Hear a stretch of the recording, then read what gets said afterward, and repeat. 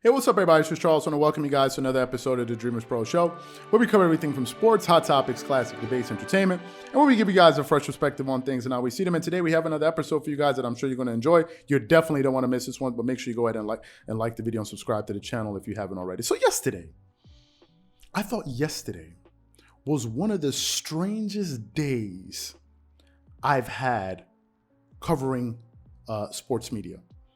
I spent the entire day trying to understand what exactly was happening yesterday. For those of you guys watching this video, I'm talking about Friday, 18th February 2018, maybe depending on when you watch this video. For some very odd reason, all of the major news outlets yesterday were debating this topic item of who faced more challenges throughout their NBA career. Was it Michael Jordan or was it LeBron James? As they were going back and forth, I was sitting there asking myself, why are they talking about this? Why is this even a discussion? Then I later found out, after doing some quick research, the comments that Rich Paul made. So for those of you guys who are unaware of the comments that he made, I'm going to quickly read them. I'm getting it from LakersDaily.com. It says, the road for LeBron James was just hard, if not harder than the road was for Michael Jordan, Paul told The Athletic.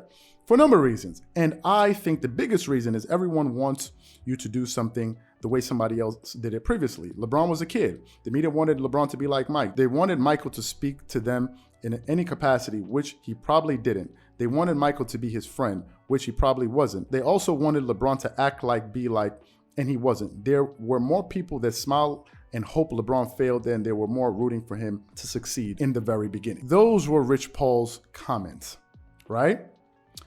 And let me first give you my first initial thoughts about this. I wasn't so concerned about what he said because I thought it was a bunch of nonsense. Instead, I was more curious about why he said those things. Why did he say this all of a sudden? What prompted him to go out there and make these statements? I was trying to figure that out, right? And I just couldn't understand why he was saying this. Why would he all of a sudden just come out and make these statements? And after sitting back and doing some thinking, it started to become very obvious to me. And I realized, I said, oh, okay. You guys are back to your old tricks again. Rich Paul said this because on February 17th, it was Michael Jordan's birthday. Michael Jordan is widely regarded as the greatest basketball player that ever lived. And I think he thought to himself, what better way to steal someone else's moment than to throw my guy into this conversation? What better way to do it? It's the guy's freaking birthday party. Imagine you have a birthday party, right? Or you have a birthday party. Somebody comes to your birthday party and then proposes to their girlfriend at your birthday party. You're like, bro, are you freaking kidding me? You could have waited one other day. You could have done this at your own damn house. You gonna do it on my birthday party? This is when you gonna do it. Or you have a party at your house. You propose to your girlfriend. 20 minutes later, your friend proposes to his girlfriend at your, like, yo, what is going on? That's exactly what happened. What better way to do it? So it no longer became about celebrating the greatness and the birthday of the greatest basketball player of all time. Instead, it turned into who faced more challenges throughout the course of their NBA career.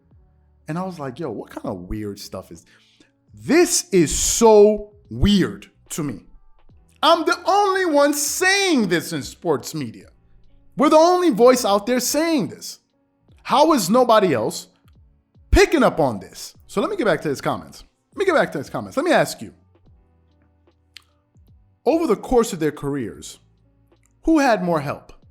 Was it Michael Jordan or was it LeBron James? I think if you ask most people, some people would think, oh, well, it gotta be Jordan. Let me tell you, the answer is LeBron James in a total landslide.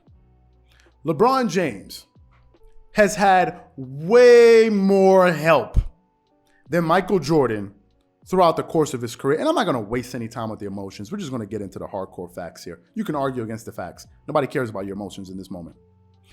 Let me list the top 75 players, or all of the top 75 players that LeBron James has played with throughout the course of his career. Let me list them for you. Actually, yes, LeBron has played with Ray Allen, Carmelo Anthony, Anthony Davis, Shaquille O'Neal, Dwayne Wade, and Russell Westbrook. LeBron has played with 6 top 75 players. 6. Now, let me list the top 75 players that Michael Jordan has played with. Michael Jordan has played with Scottie Pippen and Dennis Rodman. That's 6-2. LeBron has had more talent. An overwhelming, he's had 3 times the talent on his teams that Michael Jordan had on his teams. And for those people out there, they're going to say, oh, well, Carmelo Anthony is old, or this guy is old, or that guy is old. Thank God I was able to do some research because I was ready for you people. Dennis Rodman was drafted into the NBA at the age of 25 years old. At the age of 25, when Dennis Rodman joined the Chicago Bulls, he was 34 years old. 33 or 34 years old. And he finished playing with the Chicago Bulls when they won their last championship at the age of 36. I don't want to hear anything about he was old. LeBron has had 3 times the amount of top 75 players on his team throughout the course of his career than Michael Jordan. Now, Dennis Rodman, if we're going to look at the total All-Star appearances that LeBron versus Michael Jordan played with, Dennis Rodman and Scottie Pippen have a combined total of 9 All-Star appearances, 2 for Dennis Rodman, 7 for Scottie Pippen. If we look at LeBron's total All-Star appearances, if we're combining Carmelo Anthony, Ray Allen, Anthony Davis, he has had a total of 65 total All-Star appearances, and those are just the top 75 players. We're not even getting into the cumulative All-Star appearances of all the All-Stars that he's played throughout his entire career. Let's talk about competition. Let's talk about competition because really this is at the heart of what we're talking about. Let's look at the total top 75 players these guys have faced in the NBA Finals. Throughout Michael Jordan's 6 championship runs, 6 championship campaigns, Michael Jordan faced Magic Johnson. These are all top 75 players. Magic Johnson, James Worthy, Charles Barkley, Clyde Drexler, Karl Malone, John Stockton, and Gary Payton. Jordan faced 7 top 75 players in the NBA Finals. LeBron has faced Stephen Curry, Tim Duncan, Kawhi Leonard, James Harden, Jason Kidd, Dirk Nowitzki, Kevin Durant, and Russell Westbrook. LeBron has faced 8 top 75 players. So they face virtually the same amount of competition in the NBA Finals. Yet, and this is why this entire argument is a clown show, is a joke of an argument. It makes no sense. And what astonishes me is people try to come up here with a straight face and try to make it an argument. You're only getting that over stupid people, I swear to you. This is why this entire thing is a total sham to me. They face virtually the same amount of competition in the NBA Finals, yet Jordan only played with 1 top 75 player during his first three-peat, and he played with 2 during his second, and somehow you make that make sense to me.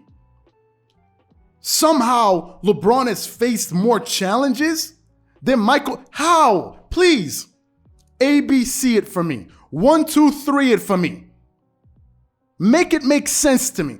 Break it down so a kid in elementary school can understand it.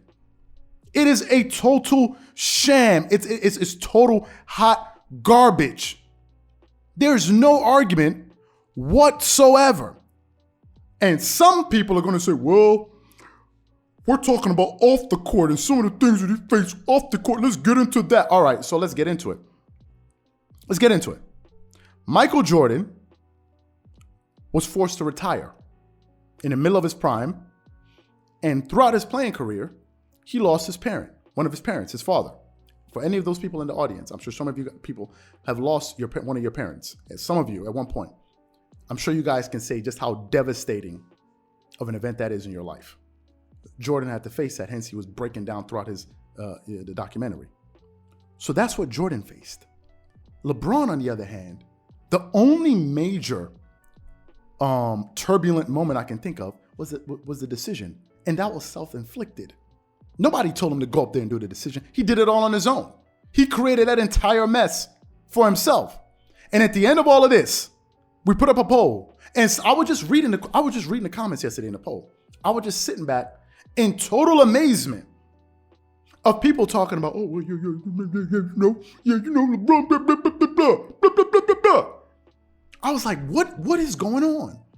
I expected more from the NBA fan base than this. That you actually think that this thing it is a joke. It is a joke. Thank God y'all lucky I was not on TV. Y'all are lucky I was not on TV because I would have been roasting and toasting yesterday. I would have finished all of them. That y'all actually out here trying to make this a debate. Talking about you're the LeBron fan. How? Quantify it. It's a joke. A total joke.